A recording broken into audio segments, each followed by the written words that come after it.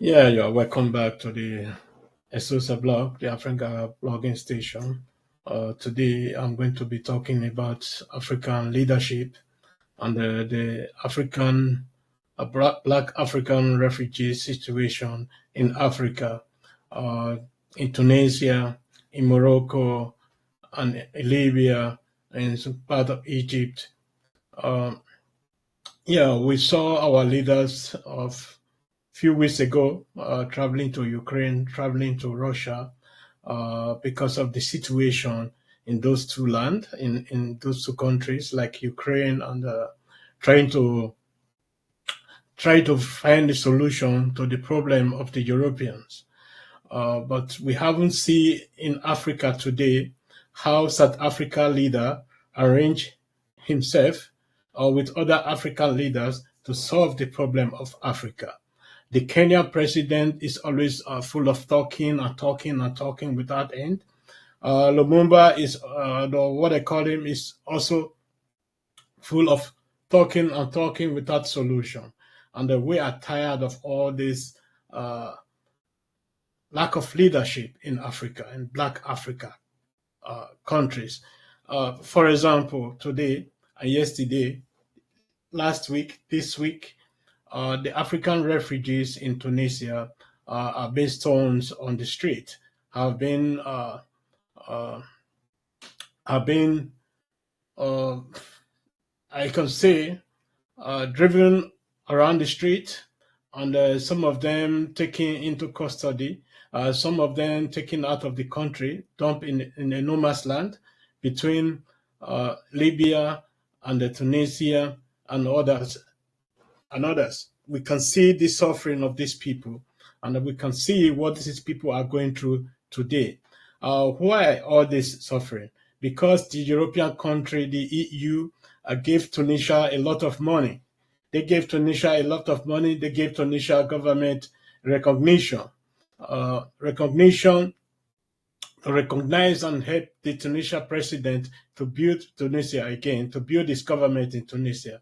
And we can see what is now happening to our brothers and sisters who sought refuge in Tunisia as a transit land to European countries. We can see the past few weeks how the European presidents, the EU leaders, and all that have been trooping into Tunisia, offering Tunisia a huge amount of money, just as the way they did in Turkey when the Syrian refugees were coming there. This is the way they are treating our people now. We can see how our black brothers and sisters are being chased in the street of Tunis, in the street of all the Tunisia big cities, chased and attacked in all forms. The military are doing what they are doing. They are beating up our people. Uh, Most of them hospitalized, and a lot has been happening in Tunisia. Likewise, in Morocco, the same thing. The border between Morocco and Spain, we can see our African brothers are being molested, are being killed every day, are being thrown into water every day there, but nobody, no African leader has ever come forward to condemn the situation that we are having in the northern part of Africa today against our brothers and sisters. The Kenya president is traveling all over the world, hasn't found a word to condemn the situation our people there are facing. The South Africa president has been traveling all around the world, haven't found a word to condemn the situation our brothers and sisters in those countries are facing. We can see what is going on today, not just in Tunisia, in Morocco. We can see what is going on in Libya. Libya, our people are being sold as slaves, being sold as slaves.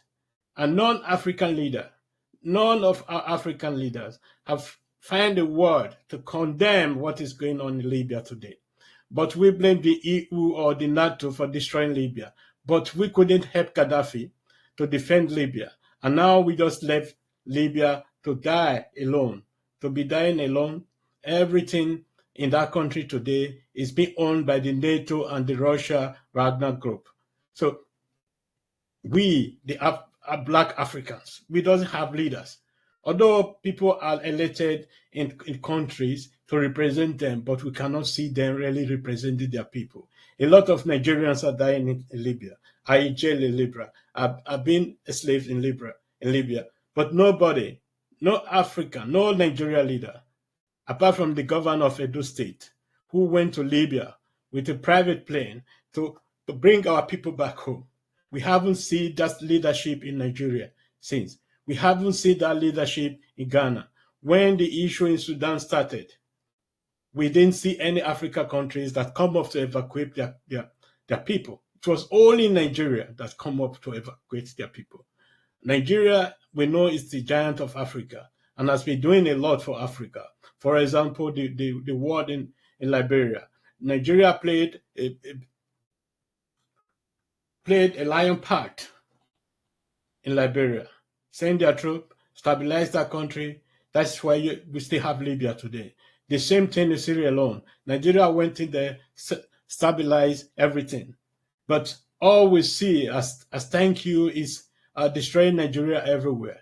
Everywhere you meet Nigeria, people will say Nigeria are bad people. We help so many African countries to be who they are today. Talk about South Africa, talk about Zimbabwe, talk about Namibia, talk about all other African countries. Even in Somalia today, Nigeria are still there, trying to stabilize Somalia. But you see, all this African country that is looking for influence and from the Western world, looking for recognition. Nigeria doesn't look for recognition. Nigeria is already recognized. But you peoples, the South Africa president, the Kenya president, and all those presidents that paid a lot of money to travel down to Ukraine, to travel down to Russia, Moscow, to meet those presidents, haven't found it worth today to condemn what is going on in the continent of Africa to our black brothers and sisters. We all know because of mismanagement, because of lack of ideas, lack of so many other things that led to these people now leaving Africa to other countries, to resettle down in other countries, in the Western countries. But today we see this in Libya. Libya was the hell for our people till CNN come with live broadcasts about this slavery, second slavery taking place in Libya. Now we're having the same thing in Tunisia. We are having the same thing that has been happening in Morocco. No African countries come up, no African president come up to say enough is enough. This is our people. This is our brothers and sisters that has been mistreated all over the world, and no African countries will come up with a word, or no African government will come up, or no African president will come up with a word to say enough is enough. We are human beings like you. You see, when the European countries were moving to Tunisia to have a meeting with them, to give them money, especially the Italian government, the Austrian government, the German government, all this, the French, you see, when they were moving there, I know we are going to be expecting this, because the Tunisia, once they had this money, they are going to use it to rebuild their economy and restructure their power, the government power in Tunisia, and they are going to be dealing with people. They are chasing all our brothers and sisters all over the streets in Tunisia because of the allegation that one of our black brothers killed a Tunisian somebody, which is, this allegation is incorrect, because these African brothers and sisters defended themselves when they were attacked. Unluckily, somebody lost his life. But we can see in all the streets of Tunisia today how people are working against our brothers and sisters.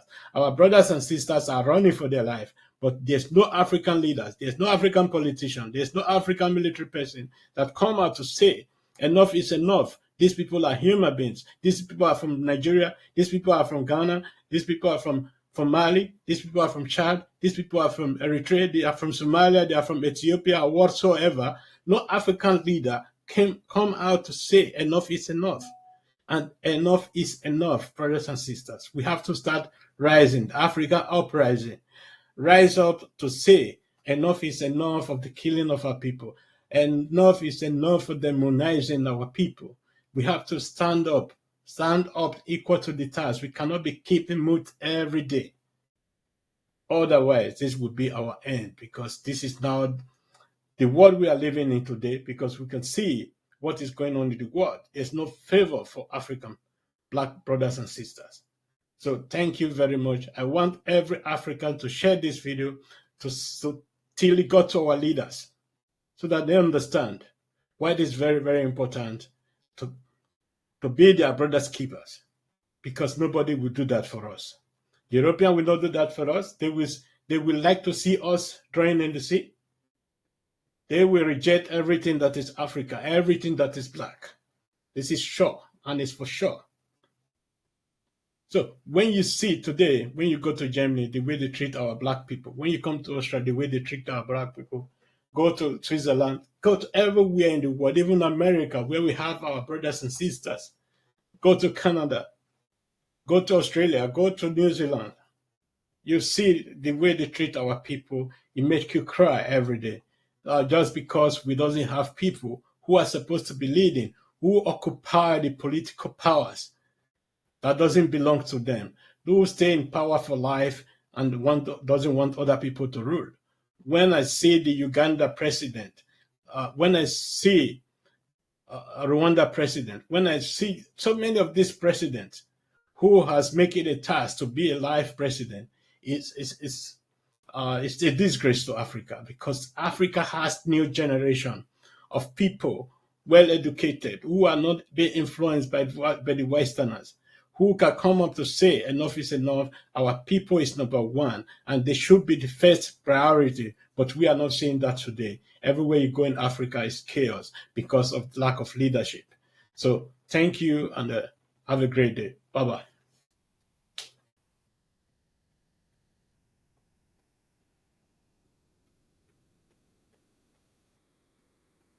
Yeah, there's the truth. We need to be saying the truth, because Africa is lack of leadership. Lack of leadership, and we cannot continue the way everything is now. And we need to do something about that. Bye bye.